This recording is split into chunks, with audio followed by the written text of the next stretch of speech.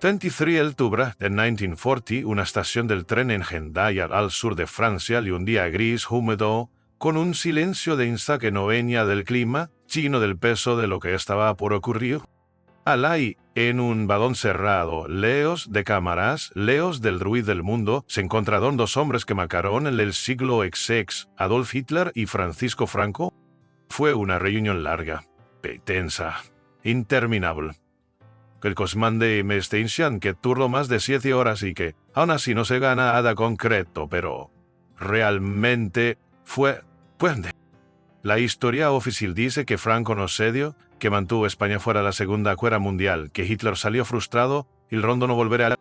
Pero hay otras versiones, otras voces y documentos que sugieren lo contrario. Se firmó algo que nunca se mostró. Pan se pidió condiciones imposibles o hubo con doble cara. ¿Y por qué hoy?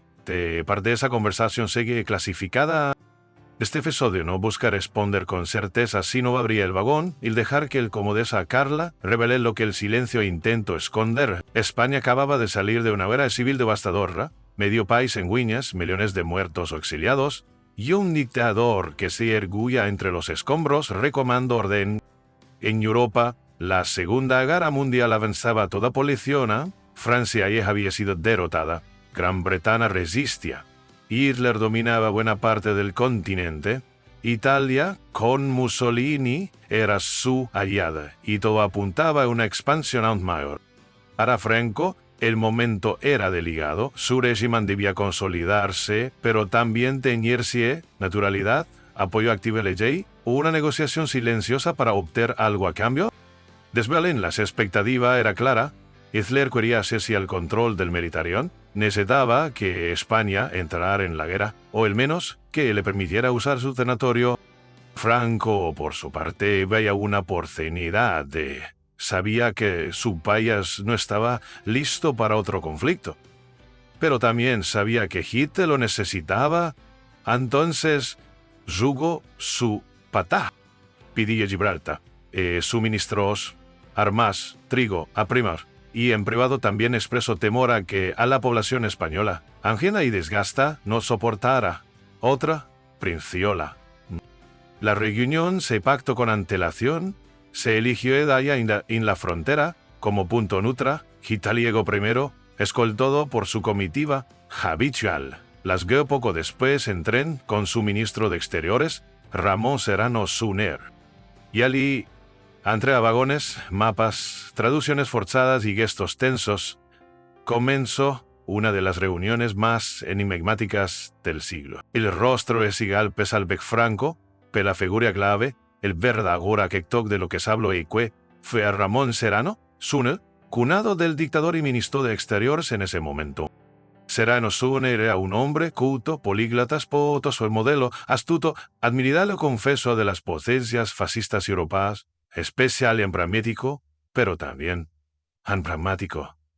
Sabía que España no tenía fuerza militar ni militarismo, y el ranta la reunión fue el quien trajo, quien suavizó frases, quien suavizó intenciones, el hice que a veces moderaba las demandas de Franco, otra veces las endurecía, era el filtro entre dos egos, el que media cada palabra como si fuera pólvora.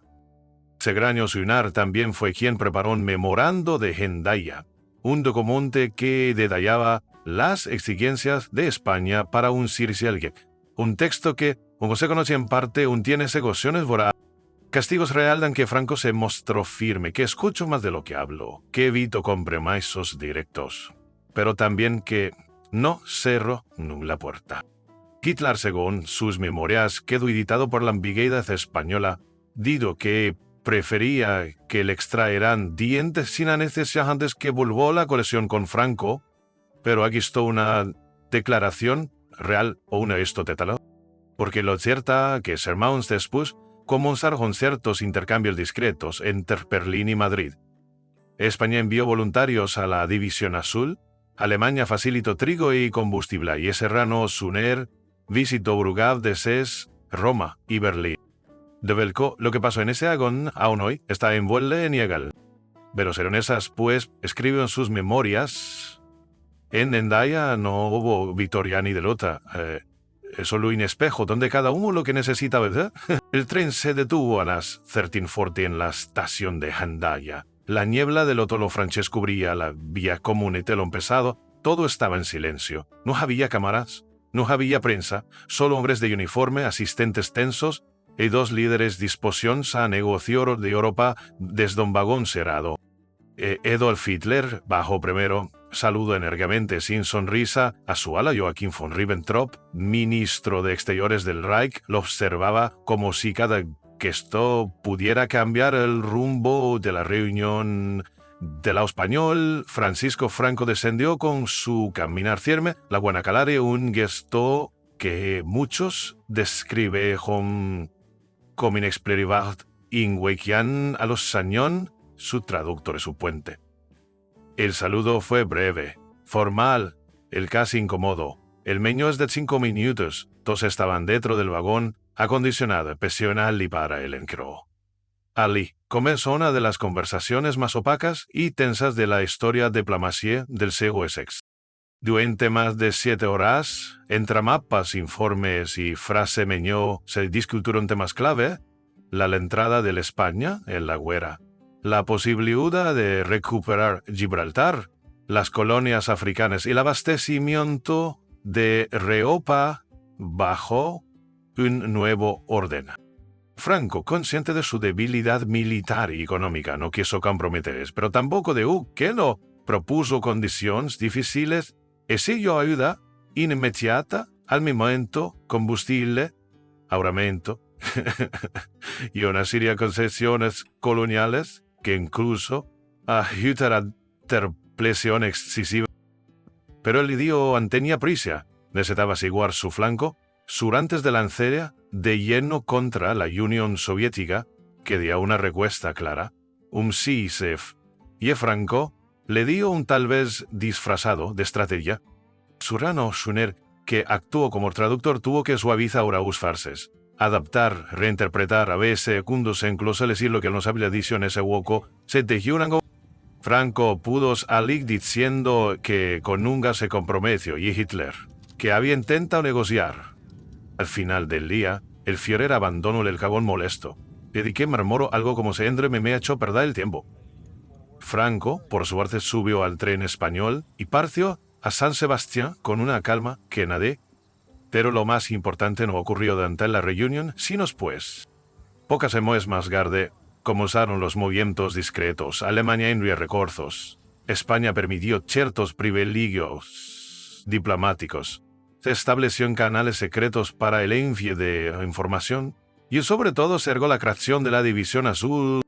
En 1941, más de 40 españoles luchaban contra la Unión Soviética. Les llevaba uniforme alemán, pero muchos aún juraban lealtad a Franco.